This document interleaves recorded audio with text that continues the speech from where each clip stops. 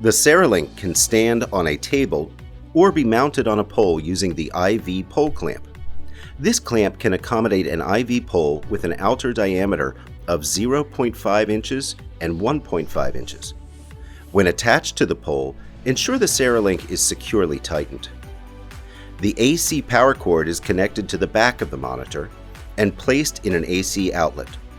Be sure to attach the AC power cord into the power cable retention mechanism to prevent accidental disconnection.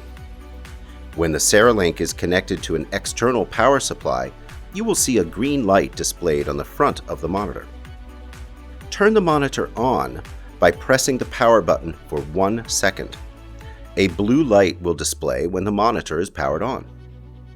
The main screen will display the mean ICP numerical value, the real-time ICP waveform with an adjustable scale, the alarm limits that are set, plus a dashed line in the graph to display the threshold value, the current date and time, the CereLink ICP sensor ID, the time and date the ICP sensor was zeroed, the patient bedside monitor indicator, external power status indicator, the battery status indicator.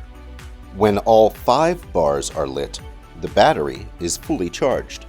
When 2 bars are lit, the battery level is low with approximately 40% remaining. When 1 bar is lit, the battery level is low with approximately 20% remaining. A warning will display when 15 minutes of the battery life remains.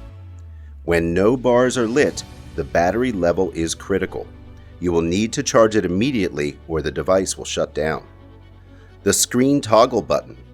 This button allows you to access the trend, box plot, and histogram screens. The screenshot button. The screenshot images will be stored in memory and can be downloaded to a USB drive. The data marker button. This button allows you to mark special events on the trend screen. The home button. The home screen provides access to several frequently used monitor functions, such as pre-implantation zeroing of the ICP sensor, setting the alarm limits, synchronizing the CereLink to the patient's bedside monitor, analysis setup, settings, date, time, and language, brightness and volume adjustment, data download, system information such as serial number, and software version.